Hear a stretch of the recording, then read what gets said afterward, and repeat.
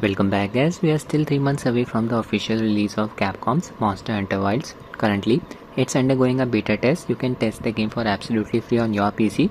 In this video, I'll be testing the game on my Rog Ally running on Windows 11 and Steam Deck running on SteamOS.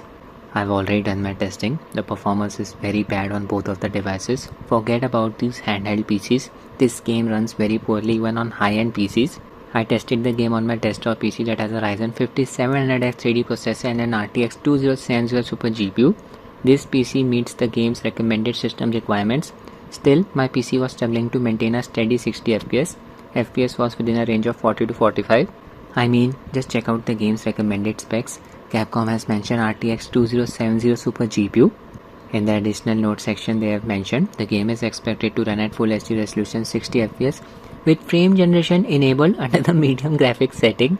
What nonsense is this? This means they are expecting an FPS within a range of 30 to 40 without frame generation, and this is listed under recommended specs. This is the problem. This game supports both DLSS frame generation and FSR 3.0 frame generation. FSR 3.0 means you cannot use either DLSS or XeSS upscaler in conjunction with FSR frame generation. I have already tested FSR frame generation on Rog Ally. It was not working properly. Observed some ghosting in some sections. Capcom has mentioned these artifacts will be fixed in the final release. On Steam Deck, both XeSS and FSR upscalers don't work properly. If you use either upscaler, the display will become completely black. I'll show you a way to fix this issue. First, I'll test the game on my Rog Ally. I have installed AMD's latest GPU driver Adrenaline version 24.10.1. Set the UMA buffer size to 7 GB. My Ally is running on BIOS version 441. Using a 25 watts manual profile, all 3 power values set at 25 watts. 720p resolution, CPU boost disabled. Connected my GuliKit KK3 Max gamepad to Ally via Bluetooth mode. Adrenaline settings for the game: FreeSync enable, anti-lag setting enable, VSync off. That's it. Instead of using the official FSR 3.0 frame generation in this game, I would recommend using AFMF 2, AMD's driver level implementation of frame generation. Upon launch, shaders will get compiled. When you run the game for the first time, it will take about 30 minutes for the complete compilation of shaders. Subsequent shader cache compilations will be much quicker. In-game settings: display mode set to borderless window, no full screen option, 720p resolution, frame rate uncapped, VSync disabled. Upscaler FSR 3. First, I'll run the game using XeSS upscaler version 1.3. No access to frame generation. Upscale mode set to performance. The device will still struggle to maintain 30 FPS. Everything set to low. I'll just use the low preset. Here you go. Show you the other settings as well, my bad. Everything set to low. Motion blur disabled. Effects disabled. Using Adrenaline's overlay to show you the performance metrics. I'll skip the opening sequence, straight away jump into the camp. Very demanding. Then I'll be showing you the open world. Hunting a creature. We are in. There's a character. You can see the other players online. Pelicos. Okay, here FPS is around 26, almost hitting the GPU bottleneck. VRAM usage is around 6.1 GB. Graphics are looking ugly. Image quality is looking soft. GPU load is around 91%, so you can increase the upscaler preset from performance to balance. Performance should roughly stay the same. See, balance preset. Yeah, still getting around 28 FPS. 26 to 28 FPS. I'll just switch to FSR 3 upscaler. FSR version 3.0.3. Balance preset. Back to the game. Roughly the same performance again. Not a big difference in image quality.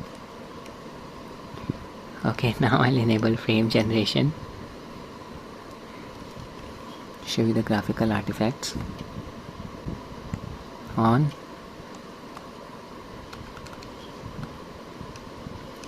Okay, frame generation is working. Can observe the added amount of smoothness. FPS increased to around 45, but you can see there is some ghosting effect around a character. This ghosting effect becomes more noticeable at lower FPS values. Here base FPS is around 25. This is why this effect is very easily noticeable. In the open areas, this ghosting effects won't be much noticeable. I'll just leave this place now. Call my Palico.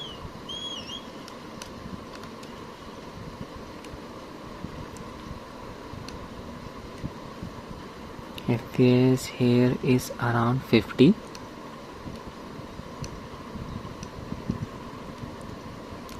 It's going to increase further as we go into the open.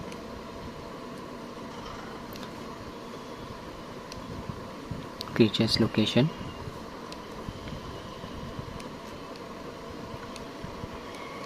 Some kind of a cave. You can see that the creatures here. 50 FPS. Another creature just went past it.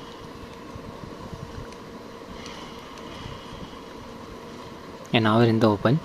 There's the creature. They are angry. Less ghosting effect here. See? Instead of using, oh my god, instead of using FSR frame generation, I'll just use AFMF2. Oh no, can't pause the game here. This is not good. These things are after me. Need to create some space. Just run away. Call in my Palico. So 50 to 60 FPS in the open area. Camp area is very demanding. Just saw that. And they are still chasing me.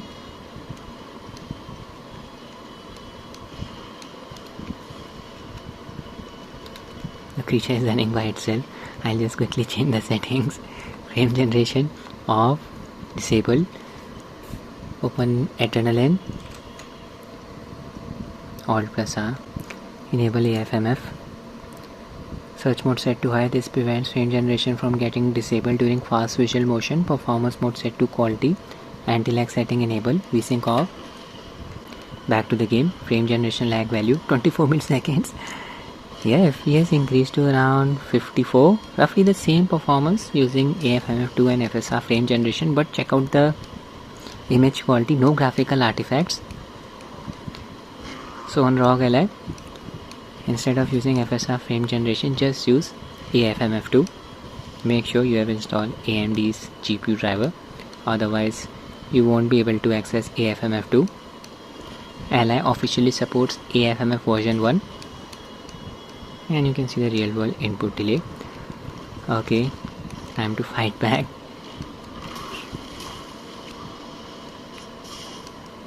Demon mode.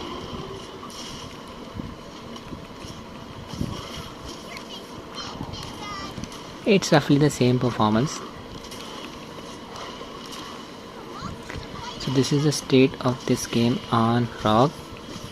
I hope the final version is much better than this. Looking forward to seeing Capcom adding FSR 3.1 frame generation support in this game, and they need to fix that ghosting issue that I showed you earlier. Now I'll be testing the game on Steam Deck. Really impressed by AFMF2's performance. On Steam Deck, you need to change the game's resolution from SteamOS settings. You just tap on the settings cog here, go to properties, tap on general, game resolution, set it to 640 by 400 pixels. I know it's a very low resolution, but you need to set the resolution to this value in order to get the upscaler working. Enable this setting, set resolution for internal and external display. Play using this compatibility layer, G Proton version 9-16. Connected my Cosmic White Stellaris gamepad to deck via Bluetooth mode. I on the LCD variant of Steam Deck. Its display supports up to 60Hz refresh rate. Performance QAM settings, overlay level set to 3. Uncap the FPS, enable disable frame limit and allow tearing settings. That's it. We are in. Yeah, you can see background display is working properly. It's not a black screen. In-game settings, force resolution 640 by 400 pixels. VSync off. FPS uncapped.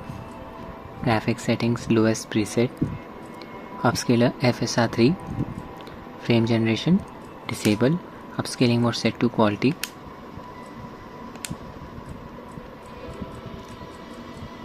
Lowest settings. Motion blur off. Effects disable. VRR set to performance. Oh my god, I can already see the individual pixels. We are in. There's a character. Other players online, so the online mode works on SteamOS. FPS here is around 20. Image quality is looking very blurry. Character models are looking pixelated, almost hitting the GPU bottleneck, and this is when the game is running at such a low resolution value.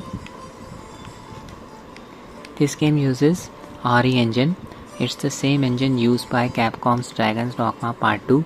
That game has terrible performance on PC platform as well. I don't know what Capcom was thinking going with this engine for this game.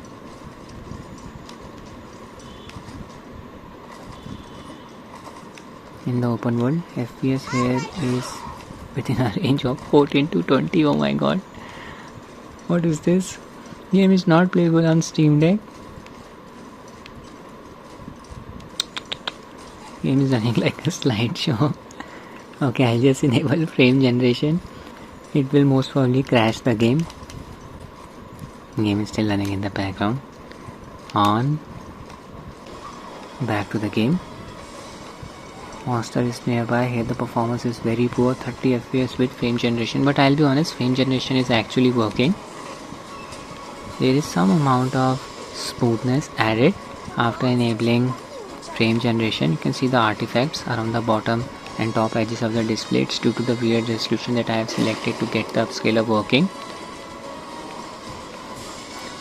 This is not how anyone should play this game. I really hope the game's performance improves in the final build. Beta build's performance is very bad. Even on Rog Ally, game was not running at 30 FPS in the camp area. FPS often dropped down to 25, but on Rog Ally game was somewhat playable thanks to the frame generation technique. I can't say this in the case of Steam Deck. As you can see, input delay is noticeable, and look at that stutter.